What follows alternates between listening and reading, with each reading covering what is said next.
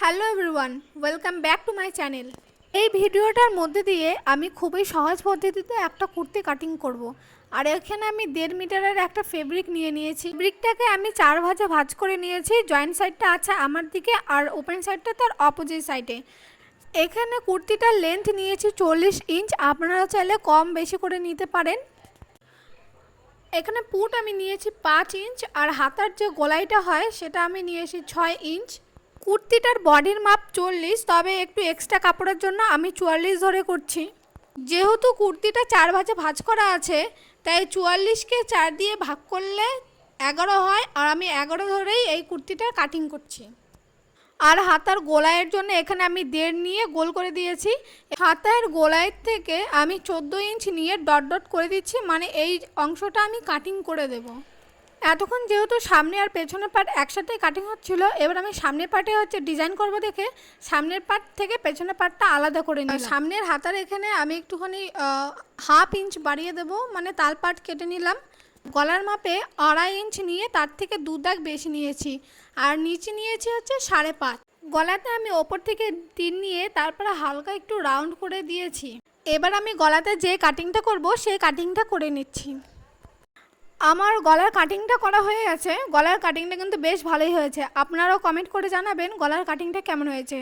এখানে চেস্ট ছিল 40, বাট আমি 11 ধরে যেহেতু করেছি সেজন্য চেস্টে 11 আর পেটের দিকে কিছুটা কম নিলেও হতো, 10 ধরলেও হতো, কিন্তু আমি ভেতরের দিকে যেহেতু কাপড়টা রাখবো সেজন্য ওখানে আমি আর কাটিং করিনি। আপনারা চাইলে পেটের ওখানে মাপ নিতে পারে। আমি আগেই বলেছিলাম যেহেতু পেছনে কোনো আমি ডিজাইন করব না, সেজন্য পেছনে আমি সামনে যতটুকু মাপ নিয়েছিলাম 2.5 থেকে 2 দাগ বেশি নিয়েছিলাম সেটা নিয়ে, এবং লম্বাতে 2.5 ইঞ্চ নিয়ে ওটাকে গোল করে দেবো। আর আমি হাতার কাটিংটা করে নেব সেম আগের মতনই। জয়েন্ট দিকটা আমার দিকে আর ওপেন সাইডটা তার অপোজিট সাইডে।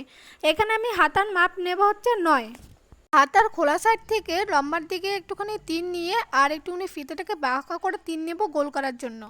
নিয়েছি, কিন্তু সেটা কাটিংয়ের পর সেটা 10-এ গিয়ে দাঁড়াবে 1 ইঞ্চ বেড়ে যাবে। আর আমি এখানে হাতার লেন্থ নিয়েছি 15। এবার হাতার মোহরির মাপ নেব। মোহরির মাপ নিয়েছি 6, আর কিছুটা এক্সট্রার জন্য আমি 1.5 মিটার বেশি নিয়েছি।